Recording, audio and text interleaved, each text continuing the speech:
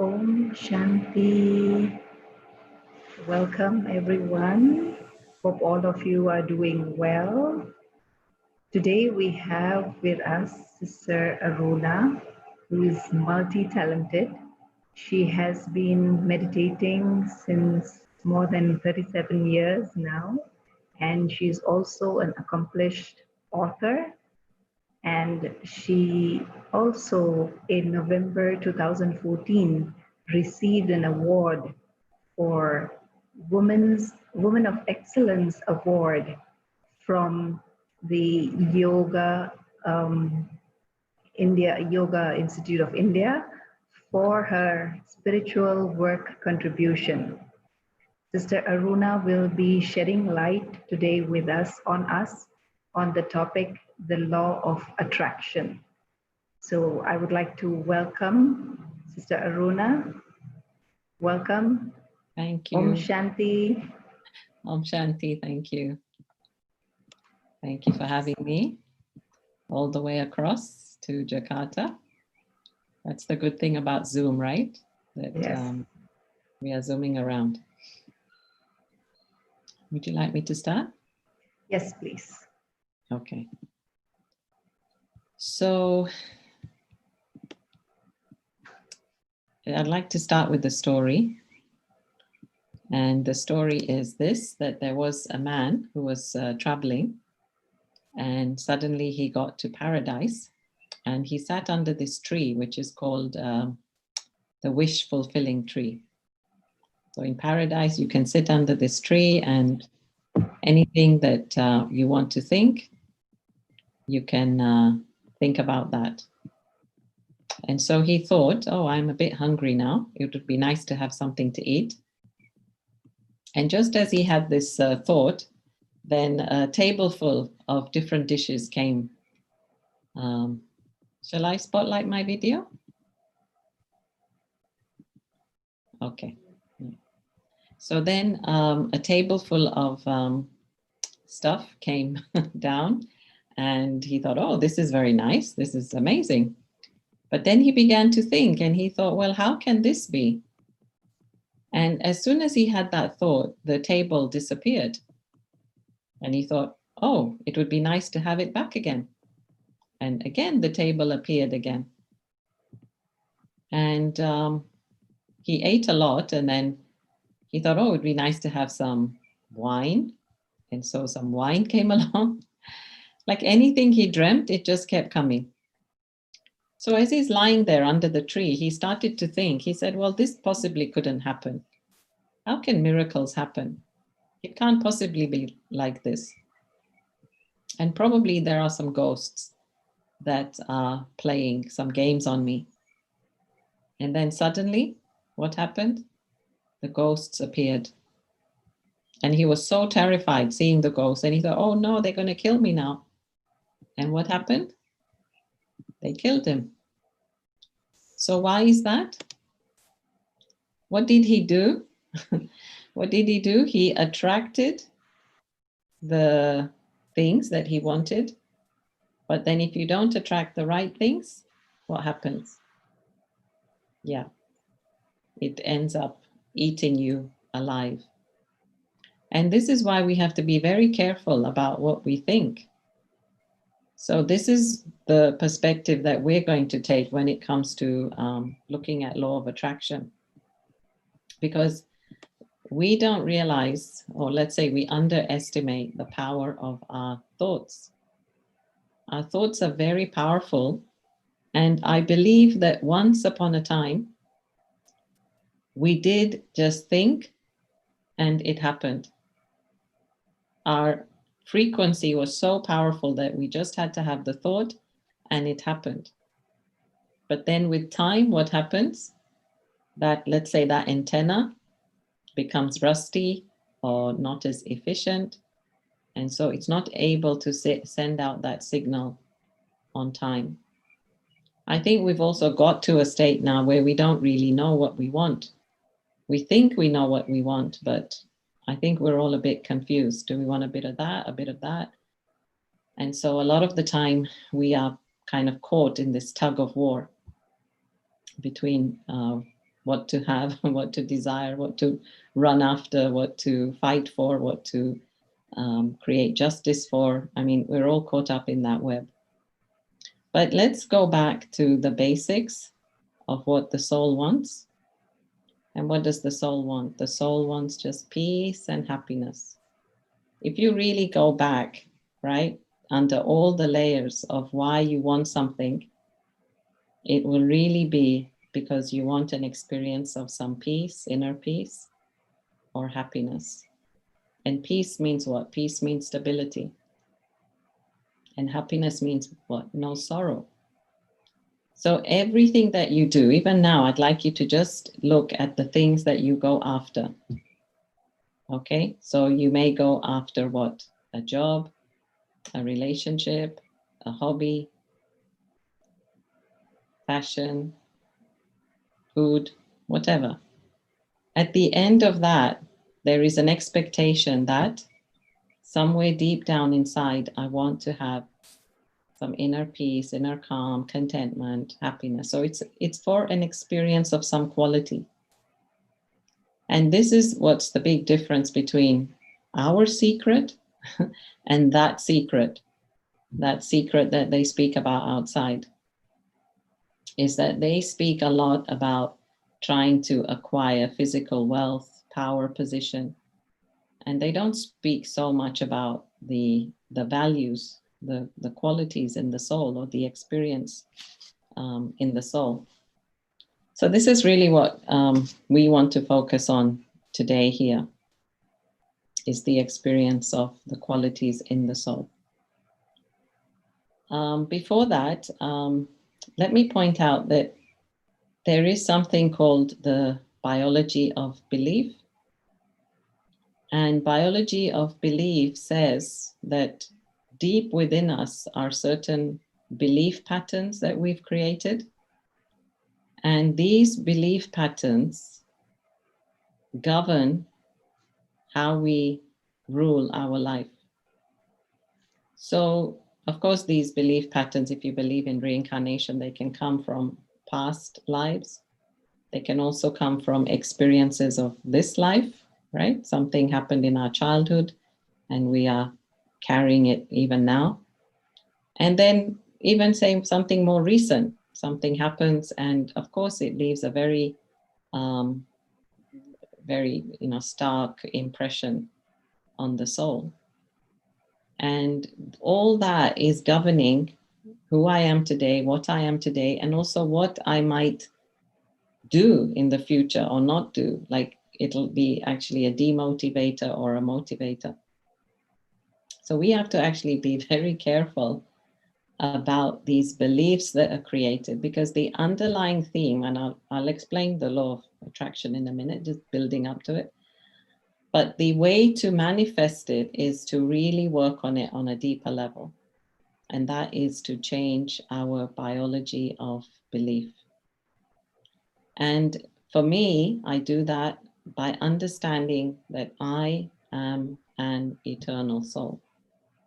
See, for as long as I'm setting my standards on everything physical, then definitely we know everything physical is going to collapse.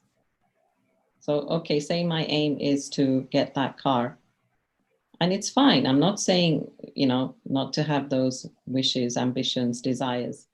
Fine, have it. But equally, we should have the ability to stay calm if it doesn't happen, or to have the wisdom to say, okay, there must be a reason why it's not happening. But we cannot lose our peace behind it if it's not happening. Because as soon as I run after that thing, just look at the words, I run after that thing means what? I am a slave to that thing. In fact, there's a story of Nasruddin Hoja, and he has lots of tales. And so he's saying that there is a group of men sitting there just, let's say, gossiping, and going past them is this cow, and a man, the man is holding on to the cow. So this man, Nasruddin, he asks, well, who is in charge of who here?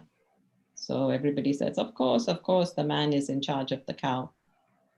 And so Nasruddin says, well, what if he lets go of the string, the rope? What will happen?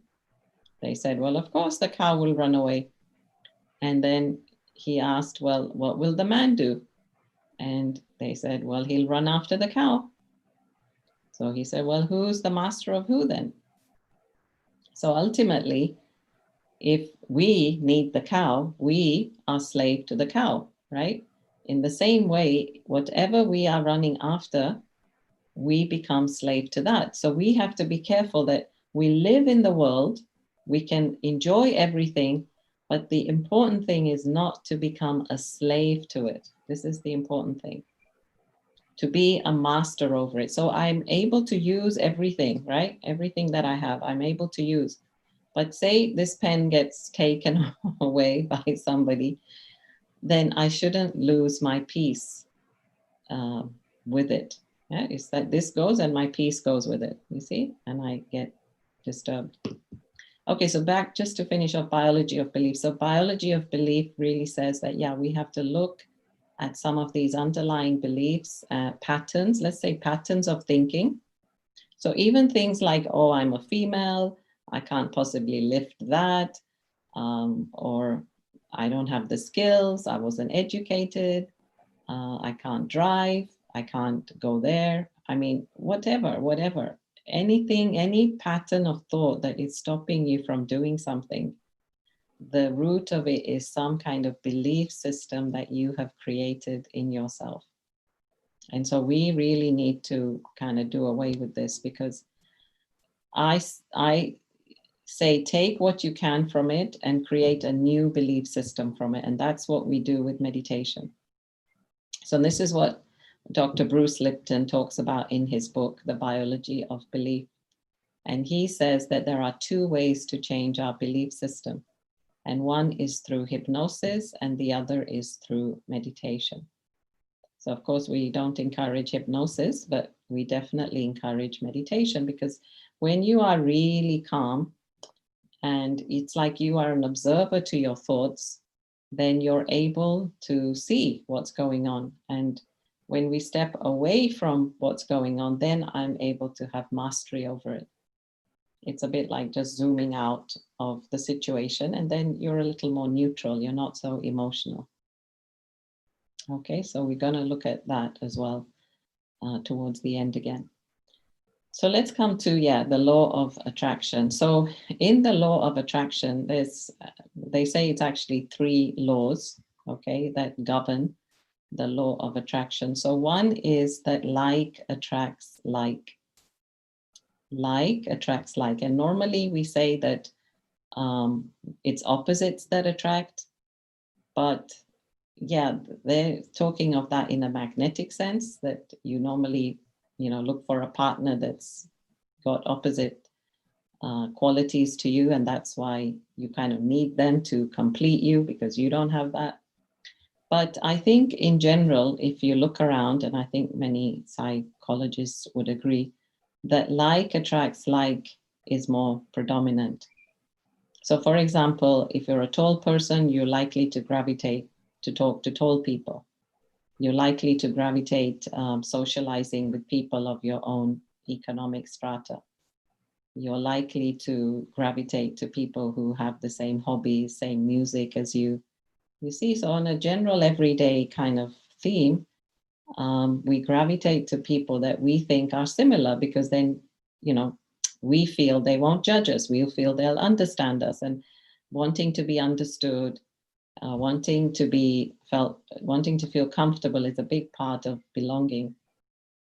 So we will gravitate to like, okay? Now take this law, like attracts like. So think about it. If I'm in debt, what am I attracting then? I'm attracting more debt, because that's where I'm at, right? If I have a little bit of money, I'm not saying a lot, but if I have a little bit of money, and furthermore, if I feel that I have a lot, even though I have a little, then that goes a long way in attracting more wealth to you. So this is the important part, okay, of the laws. And that it's not what you say, but it's what you believe. Okay? So it's not even the words, but it's what you feel about the words. Okay? So like we always give this example, like you say, I don't want to get angry. I don't want to get angry. So what are you feeling? You're feeling angry, right? The mind is not registering the not or the don't. It doesn't understand these words. It's neutral with these words, but your feeling and your belief already is that I'm an angry person. So this is what you're giving force to. This is what you're giving life to. So I am angry, or I don't want to get angry. Sorry, I don't want to get angry. What are you giving more energy to? And that is the anger. In the same way, if you say, oh, I don't have money, oh, I don't have good friendships, then what are you giving energy to? Is the feeling of not having money, is the feeling of lack. So this is where lack and like attracts like. Your lack is attracting more lack, more emptiness into your life, which actually gives birth to the other law, which is that actually nature abhors vacuum. This is the second law of attraction. Nature abhors vacuum, which means that, like, for example, I have this table here and I filled it, right, with something or the other. So if you clean out your house and you say, right, I'm going to have it empty, I don't think it'll be empty for very long. You'll bring some peace or some chair, something, you know. Even your drawers, your kitchen drawers, your bedroom drawers, you empty them out, you say, fine, they're empty now. But with time, what do? You just stick something back in there. Even in nature, actually, it never stays empty. Something starts to grow. So it's the same concept, you see, that nature abhors, that means doesn't like, vacuum. So in our life as well, we're going to fill our life with something or the other. So it's up to us, really, isn't it? Whether we fill it with something good or something bad. Because somewhere or the other, it's going to get filled. Even our life, actually. You know, if we don't consciously go creating the right relationships, people will gravitate towards us. If we don't say inside, no, I don't want this kind of relationship, or I don't want these kinds of conversations, things will happen. Life will happen around me. And if I don't take charge of it, then they will. That's the expression, isn't it? If I'm not in charge of my thoughts, then somebody else will take charge of my thoughts. And so then who's the master? They or me? So always know that let me be the creator. Let me be the master of my life. Let me fill into my life what I want and not what somebody else intends to put into my life. In this way, be the master of your thoughts, master of what you're asking for, master of your words, master of your actions. And then you create the life that you want. Okay? The third law is of law of attraction is that the present is always perfect. The present is always perfect. Now, what this means is that you have to make your present perfect, even if it's not. Because again, what are you going to do? You're going to attract more of the same. So if right now you're not very happy, say you're not very happy with your job, your financial situation, say your house is falling apart, you're not happy with your house, you're not happy with your in-laws, whatever the reason, you're not happy with your neighborhood, whatever the reason. But again, back to this feeling, if I'm feeling not good and I'm constantly thinking it's all bad or a lot of it is bad, then when I start to think of what I want, it's going to be colored by the things that are not good, that are not working for me in my life. So somewhere, somehow, whatever is my present state, I have to find good in it. I have to somehow make my present perfect, because otherwise I'm attracting the same thing. You see, it's like I see it in spiritual language, like a sense of contentment. When I say my present is perfect, I'm saying, you know what? I don't want anything different from what it is now. Everything is great. It may not be on some level, but just the fact that I say everything is great, what happens inside? There's a deep contentment inside. I just feel good inside. And from that place, I feel empowered. From that place, I'm happy. I have a bit of zeal and enthusiasm. So really, it takes a little bit of effort and a little bit of kind of mind game, but you want to get to that place where you feel that you really got the reins of life, in your hands, and that you're not being led. Okay, so these three laws: law of like attracts like, that nature upholds vacuum, and that the present is perfect. A few other points about the law of attraction. So what happens is when we think something, we might think, oh, it's just a thought. But this thought builds up momentum. And this is the word I want you to keep in your mind: momentum.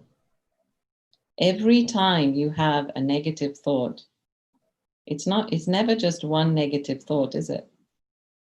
Like if you say, oh, I don't like this, or I don't like being here, or whatever, it's never just that one thought.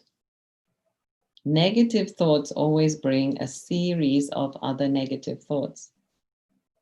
Positive thoughts can be one, right? In meditation, we say, I'm a peaceful soul.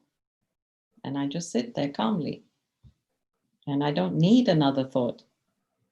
But with negative thought, when I say, why is this happening? This shouldn't have happened. He shouldn't have taken that. She shouldn't have eaten that. They shouldn't have gone there.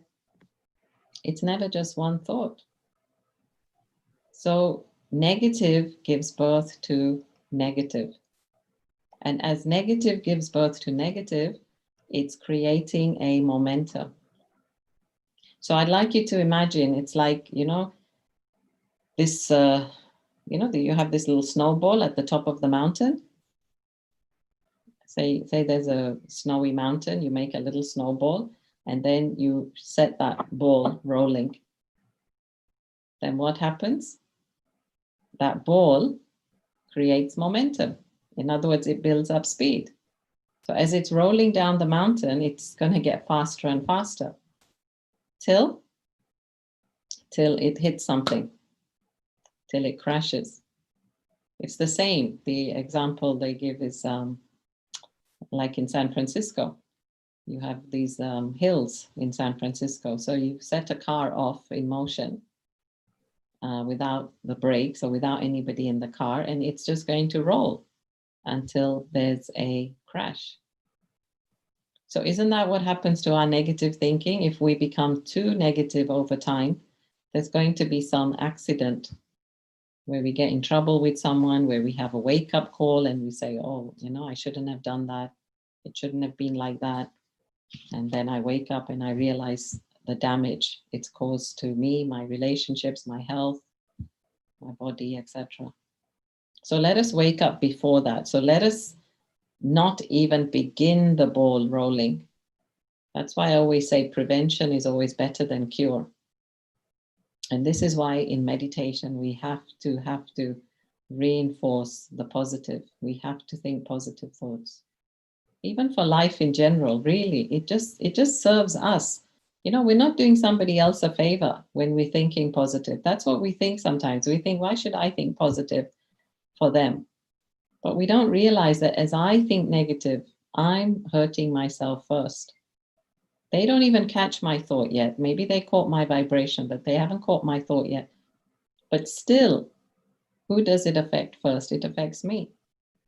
So really, when we talk about attracting certain things to our life, let us at least begin to elevate our thinking, our consciousness, so then we attract the best of what is there in life. And that brings me to the other point, actually, that I feel that our essence in being here on earth is to express and experience. Just think about it. If somebody asked you, what's the essence of life? The essence of life is to express. I have this body, I'm expressing now, you all are experiencing. In a few moments, I will experience what you say. If you ask me something or make some comment, I'm experiencing the air, I'm experiencing the light, the energy of this space. So constantly we are taking in and sending out. So why don't we express and experience the best? Why don't we express and experience the highest? Because also we know that whatever goes out will come back. And isn't that the law of attraction? Whatever I'm sending out is what's coming back. Okay, so momentum, okay. Connected with momentum is also this aspect of self-respect.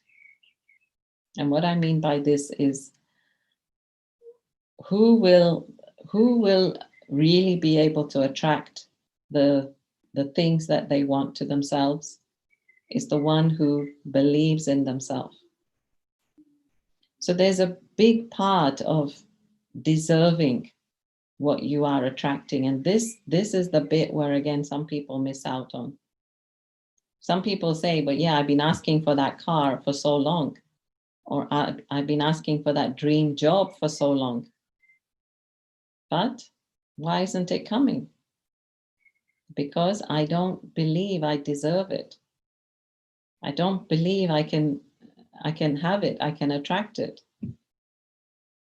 So inside, we haven't also uplifted ourselves, even image-wise, to feel that, yeah, I can be driving around in this, whatever you want, Ferrari, Rolls Royce, whatever. You haven't, you've got this dream here. You are here. You haven't made yourself worthy enough to feel that you can receive it, deserve it. And that's why it doesn't happen. And this is the other classic example, isn't it? When you're driving around and you want a parking spot. So again, if you just say, this is what I say, honestly, because my time is valuable and I want to do a lot with my time. So I tell the universe, okay, my time is valuable. There should be a parking spot waiting for me when I get there. And really, majority of the times it's there, or you just have to wait a very short time. Because you send out that vibe that, yes, you deserve it because you want to make use of your time. You got other better things to do, not run around looking for parking. So it has this voice, this confirmation, let's say, this affirmation that you deserve it has to come from inside of you. Another reason why people don't attract the wealth is because they don't know what to do with the wealth. They don't know how they will use the wealth. And so they just say, well, yeah, I want it, but then what? You see? So I deserve it because I choose to have a higher mission, have a higher purpose, whatever. Then you'll see how it comes to you more quickly. Now, the people who are rich, who maybe don't have a higher purpose, but the reason why they attract the wealth is because that's in their mind. In other words, that's what they're dreaming of. That's the energy they're sending out. And although it's not self-respect, but it is a feeling, it is an energy. It's ego, but it's an energy that I believe I can have. And so they attract it. You see? So that's how more wealth attracts more wealth, because they feel they deserve it. They've worked for it. So that energy is just the energy. Are you understanding? It's just the energy. So if you don't have it yet, just create the energy of self-worth and you can attract it to yourself. But of course, as I say, we don't want to focus on that. Some of you may want to. That's why I'm kind of putting it out there, because it is connected with law of attraction. But we also know as spiritual people that we don't want to run after these material things, because we've realized that that doesn't give you the ultimate peace. Even if you're comfortable, it doesn't mean you're at peace, you see? And to some of the yogi people or spiritual people, I always say, you know, there's so much money out there in the world. Why am I not attracting it? Yogi doesn't mean I have to suffer. Yogi doesn't mean I have to do without. Yogi doesn't mean that I have to be a beggar. So we just need enough, right, to make our ends meet. So there is enough wealth there. We're just not attracting it into this corner. Or anything else for that reason. There's enough love. There's enough respect. But why am I not able to attract it to me? And that's because I'm not filling myself up with that, you see? So really sense of self-respect, sense of self, and being a soul, master of the body, this gives a really great sense of self, I feel. Looking at the qualities of the soul. See, we have skills and specialities that we do through the body. But the quality is something inside. So my quality of loving, quality of caring, quality of compassion, these are all very different. And this is what gives value to the soul, okay? The other thing I want to point out is don't try to control it too much. This is where we have to kind of ease with the drama and kind of sway and flow with the drama of life. You've seen how, you know, sometimes you try to control something and it doesn't work. You try to make a plant grow quicker than it is. Can it work? Can you do that? Or they say, like my mom used to say, a watched pot never cooks faster, right? So a watched pot, you're watching the pot, but it doesn't cook any faster if you're watching it. It just has to take its time. So in the same way, this is another thing that we learn on this journey is everything comes in its own time and we have to be patient. And to want it any sooner is like eating unripe fruit. So if you go out there, actually out here is a very beautiful walnut tree. Now, if I go pick it now, the walnuts are not there. I mean, you see the ball, the green ball, but I'm sure the walnuts are not ready yet. But I can go pick it and open it and find nothing. But when it's its time, what will happen? It will automatically fall off the tree. And so let me wait, you know, let me not beg, but let me just wait. And the right thing will come at its right time. And this is where I have to trust. I have to trust the drama. I have to trust the drama of life, that really everything that is meant to come to me will come to me in its own time. And not to, not to try and control it, not to try and manage it too much. Even in life, relationships, even we've got a few mothers at our Kuwait center, and they've got a couple of they've got daughters each. And very beautiful, very lovely souls. And, you know, yes, they're following a spiritual path, but on their own terms. And that's okay. You know, not everybody can be the same and not everybody can do it daily. But at least they've got the spiritual values and they're trying to incorporate them in their life. But if I want them to be like somebody else's daughter, or I want to control them, it doesn't work. Then you're not allowing that spirit also to open and flourish in the way that they're supposed to. So let me talk a little bit about frequencies now. This is where we have to get clear of what we want, right? If we know what we want, then we tune in exactly to that. And the example I want to give is of a radio. So if there is a station, say a hard rock station, which is 97.9, okay, 97.9. And now you want to listen to some Mozart, some classical music, or say you want to listen to the news, BBC News, then what do? You have to change from 97.7 to the other frequency. So you have to tune in to the frequency of the news or the frequency of the classical music. And if I don't tune then what do I keep hearing? Is that radio station. So presently now, you can ask yourself, what's the radio station I'm listening to? Like, what is going on in my head? What are the quality of thoughts that are running in my head? And does it look like I'm chasing after something? Running after something? Am I afraid of something? Am I sad about something? What is the tune? Let's say, what is the song that's playing here? And now what tune do I want? So I say, yeah, I want to be happy. Yeah, I want to be always full of life and zest and zeal and enthusiasm. Then I need to tune into that frequency, which means what? Frequency here means change your thoughts. How do you become a powerful soul? By just having powerful thoughts. How do you become a peaceful soul? Just by having peaceful thoughts. How do you become a loving soul? By having loving thoughts. So love for yourself, love for everything, love for everyone. That's how you become a loveful soul. It's very easy, actually. The theory is very easy. So in terms of frequency, yeah, which is the frequency of love?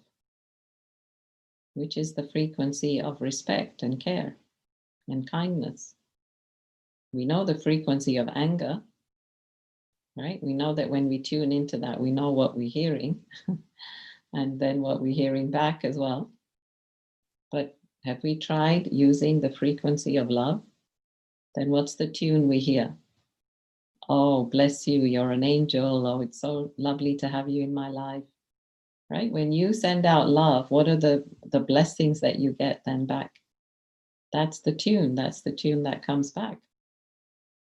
So yeah, we need to really be careful about every morning tuning in to the right frequency. And let me just add here that it's not that everything has to be going well for you to stay positive. It's not that everything, is a happy moment, but you will make it a happy moment by the virtue of your thoughts, your power. And that's the point. That's where you can say you have the mastery over that situation. It's like when something gets spilled on the floor. Actually, somebody was sharing this story with me about the founder of the organization. So what happened is that this person was given the duty to go and milk the cows every morning. So he would take his 2 buckets and he went to milk the cows. And then as he came up to the complex, there was a little steep kind of lane. So as he's walking up there, he slipped. And as he slipped, the milk fell. So imagine that morning's milk that he had milked the cows, that was going to be used for breakfast, and it just spilled. And so the founder of the organization, Brahma Baba, he saw him, and this child said, "Oh, I'm so sorry, Baba." And he felt so bad inside that he'd created so much damage. And Brahma Baba said, "Oh, don't worry. Everybody makes mistakes. But look, see, we are having rivers of milk flowing here. And how lucky we are to be having rivers of milk." And he made so light of the situation that child didn't feel guilty inside. He could have easily got annoyed and said, "Oh, see, you silly boy, you don't know what you're doing." But that was not the response he gave. He really totally understood mistakes can be made. And it wasn't even a question of forgiving it. It wasn't even that. It was just acceptance, understanding, and not to make the soul feel any worse than he was. And then, of course, he's going to want to do it again. He's going to want to milk the cows again, right? But if he's reprimanded, if he's told off angrily, then he'll just say, no, I'm not doing that again. Somebody else can milk the cows now. So you give up hope in that soul as well. So really the negative doesn't work. The negative thinking, the negative vices, that kind of frequency in our life just doesn't work. It doesn't work in the long run. People always say to me, yeah, but you need to lie. You need to get angry sometimes. And you can get angry if you want, but the return is very short-lived. You can get angry and yes, you will get the work done in that moment. If you have a program to do, you shout at the people, yes, the program will get done, but they won't want to work with you again. They won't want to come near you again. So it's very short-lived. When you exercise the vices of anger and greed and ego, attachment, it's very short-lived. But if you want a long-term relationship, then you have to exercise these virtues, these qualities, which is actually what Mama and Baba did. So Brahma Baba was the founder and his right hand was this lady called Mama. And she took care of she was actually a very young girl. She was about 25 in her early days, 25. And she took care of all the program of all the sisters. And they worked well in a team. So anyway, yeah, I'm going to stop there now. If there's any questions, I'm happy to take them. But I think it would be nice to just do a little meditation first, because afterwards it gets quite noisy. So let us just sit comfortably. And I'll speak a few words in meditation, take you to that inner calm, inner peace. And then I'm happy to take some questions. So we won't have any music, just not to create any extra noise. So yeah, just take a deep breath.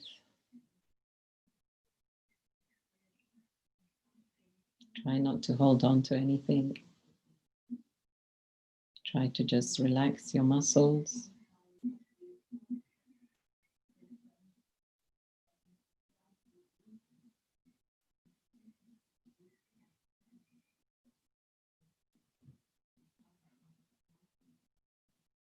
Right now, in this moment,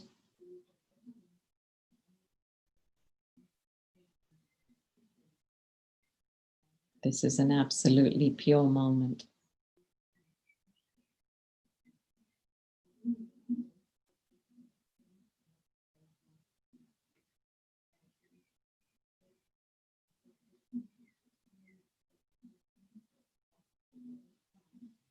I get in touch with my inner pure self.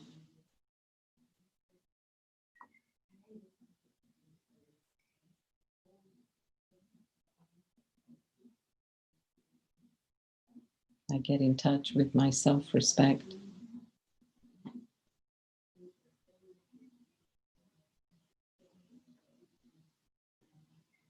Valuing myself, valuing my qualities.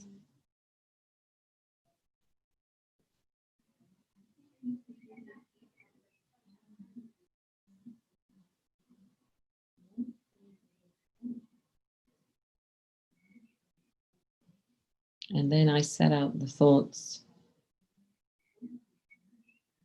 of what I want to attract in my life.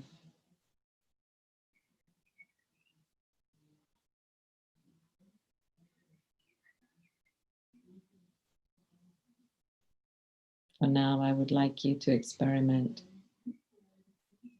with attracting more peace, more love, more kindness.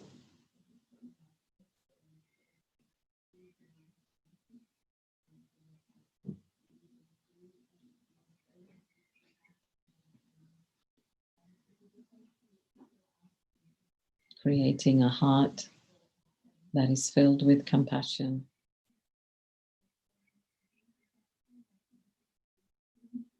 The world needs our compassion.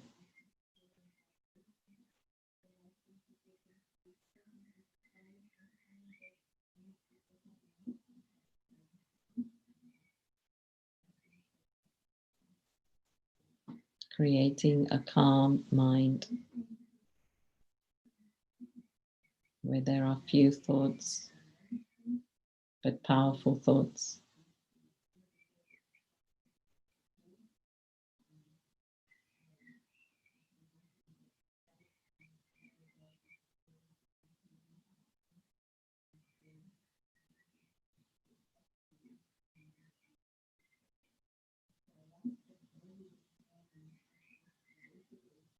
And as I master my mind in this way, I begin to feel like a master of my life.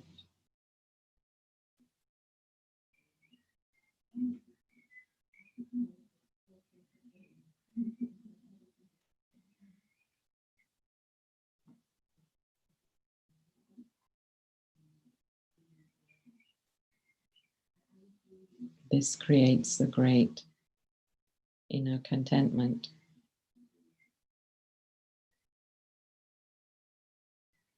The silence of my mind creates a deep contentment.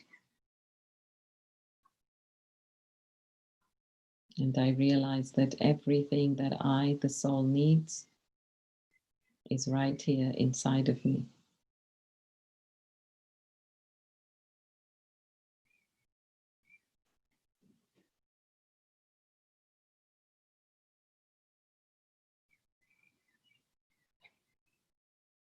And so everything else that comes is just a bonus.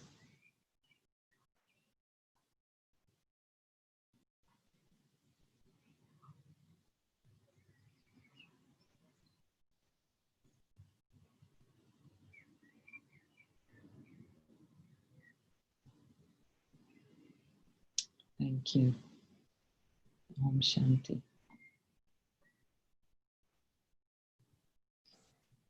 Thank you, sister. It was beautiful, the meditation. We have a few questions here. The first question is Om Shanti. How to bring perfection in the thoughts, as all the time we are not in meditation. In fact, when we go in body consciousness, and because of the past programming in our minds and thoughts, we have in meditation, so we have different thoughts in meditation. So how to remain in the same state of mind all the time? How to stay in the same positive state of mind all the time, right? That's the essence of the question. Yeah. Well, it's all practice. I don't think there's any shortcut. I think you have to just practice on a daily basis. Like many times people say that, well, we like this, you see? We were not born like this. We too have had to make our practice. But every day you have to water with attention. So every day, like I also suggest you make certain affirmations. And I think you have to really look carefully and see like what damage the negative thinking does to you. Just take a check of that. Don't look at what's happening out there with others. No, take a check. Just see how you feel when you get annoyed. See how you feel. Like keep a diary of this. When you get annoyed, when you get irritated, when you say something that's not right, when you hurt somebody, whether intentionally or unintentionally or with your thoughts, keep a diary of this and see how you feel. And then on the other side, keep a diary of how you feel when you are in a good state. And when you see the contrast, I hope that all of us are attracted to that positive, because that just makes us feel good. So you have to find, one is the practice. You have to find a good reason why you should be positive. And that you will look for as you do this check on yourself. Other than that, I don't think there's any shortcut actually. The next question is, I want a specific job, By the law of attraction, I can get it. But what about the other people who want the same position or job?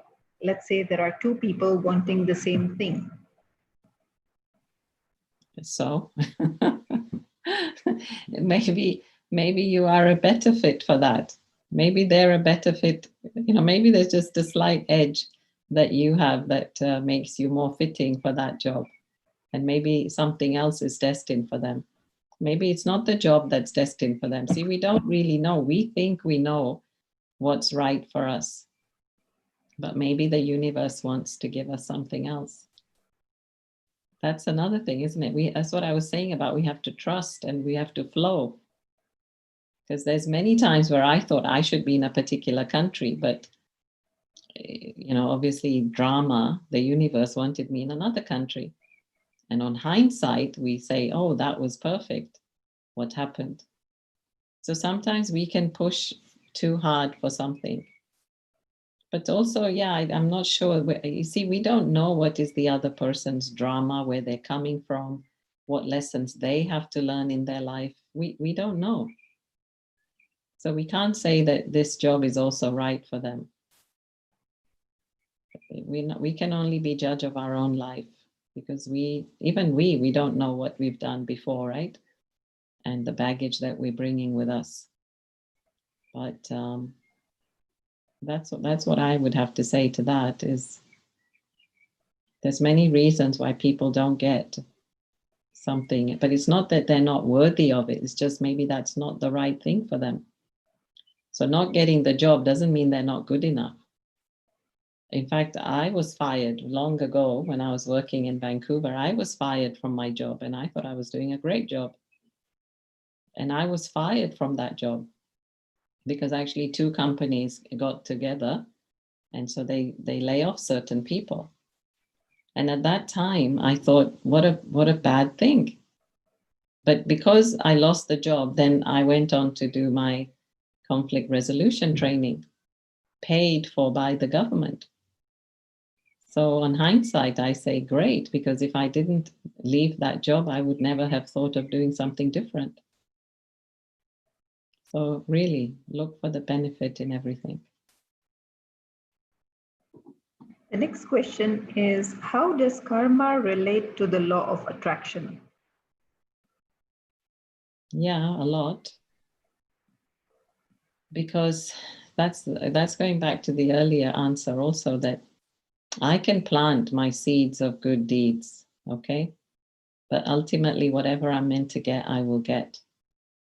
So karma has its own, let's say, momentum going. And then there's me with my momentum of this is what I want.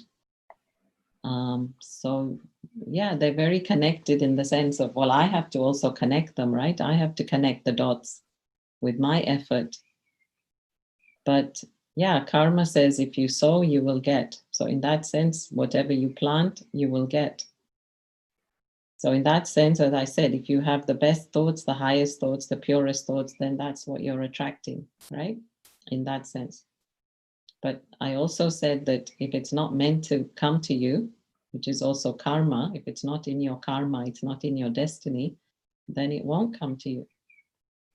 And so for that, I just have to have acceptance, patience, tolerance, and to see what I do have. We're always looking at the glass half empty when it should be half full.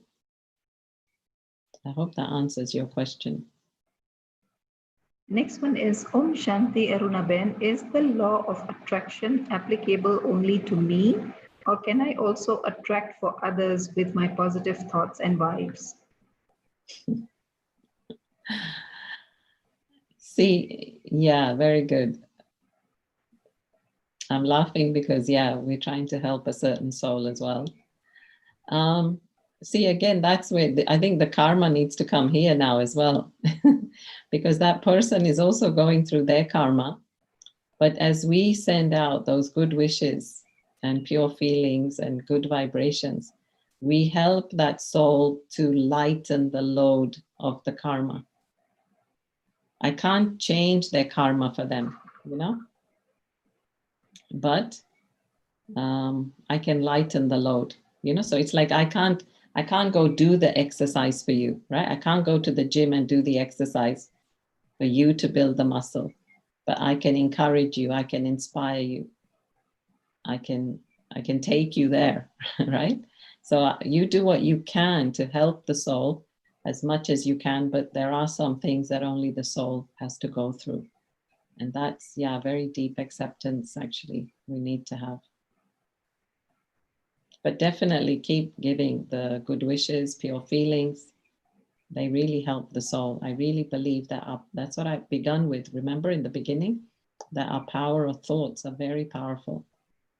And I do believe we can ease up the situation. That's why we have this expression, you turn a crucifix into a thorn. So something that was going to be major or a major accident, it turns into something very small. So we have experimented that with our thoughts on different situations, and that really happens. Even court cases. There was a few years ago, there was a very difficult court case in one country. And they were taking it to some superior court. And luckily somebody knew somebody, somehow he stepped in, he talked to the other side, and then it was out of court settlement. But that could have turned into something major, you see? So with everybody's good wishes, pure feelings, powerful thoughts, you can ease the situation. Still in the context of karma, there's another question. If it is not in our karma, would we even have the want to attract a particular thing in our life? Like if it is not in our karma to stay in a big, beautiful house, would it come into our desire to want to stay in a beautiful house? Yeah, I think there's a lot of people dreaming for many things, right? That may not necessarily come to them.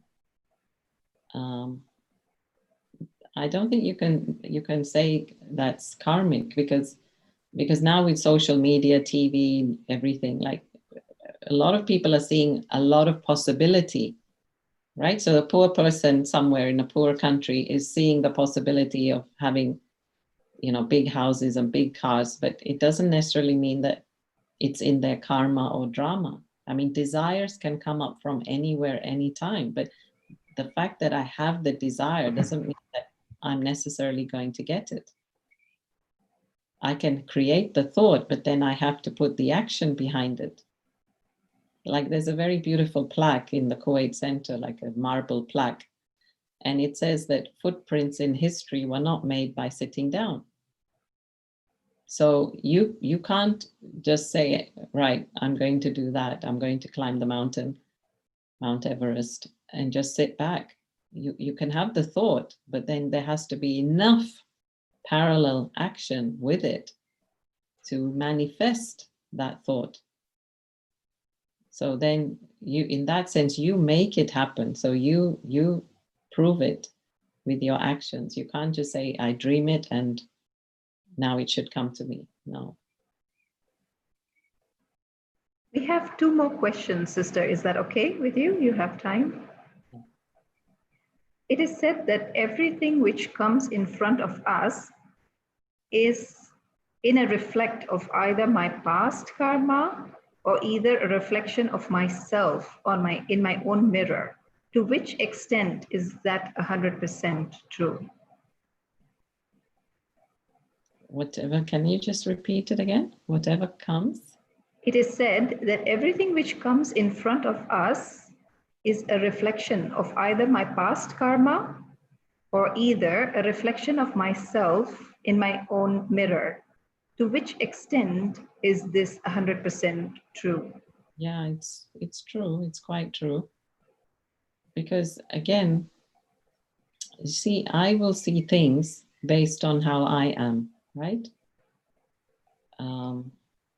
So as I said earlier, I will find something easy or difficult based on my skill set, based on my experience, or based on my will to do it or not do it. So that is a reflection of me. And yes, I'm a reflection of my past karma in the sense of this is just very theoretical. Like if I know that whatever I plant today, I will get tomorrow, then I'm a result of what I planted yesterday, right? And the day before, right? So if I plant today for my tomorrow, I am the result today of my yesterday. So in that sense, yes, I am the result of my karma. But this is why we don't use karma backdated. We don't use backdated karma.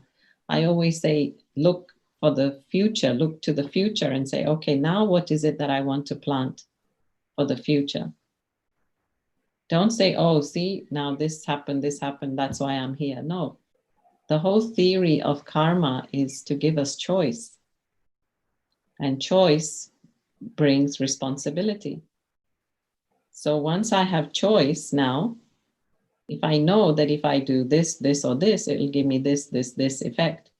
So which effect do I want? So let me only plant those seeds. So that's where I have choice. And that's where now I realize I'm responsible for my karma. Nobody's doing anything to me. The last one is, if I say, मैं एक निरोगी आत्मा हूँ, is it making sense? Like I don't have any illness. And like you said earlier, that our mind doesn't attract the words like do not. So should we be careful in this regard? Yeah, but yeah, see, in Hindi too, it doesn't sound too good, right? So in Hindi, the translation is, I am not a sick soul. So I'm still using the word sick. So I need to say I'm healthy. I'm well, I'm healthy, I'm full of life, I have the capacity, I'm powerful. These are the terms I need to use. Visualize every cell of your body is healthy, is pumping with energy. Don't give attention even to the sick part. Even if say your shoulder is hurting, just say my lovely shoulder, my loving shoulder. It's working so hard for me. It's wonderful. I mean, you have to just really see it in a positive light.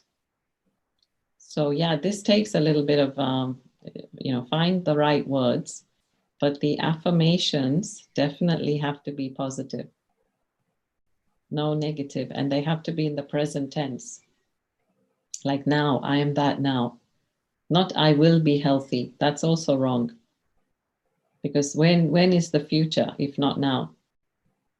So I am healthy. I, about me, am, present tense, healthy, the verb, and it's now, it's happening. That's the affirmation, actually.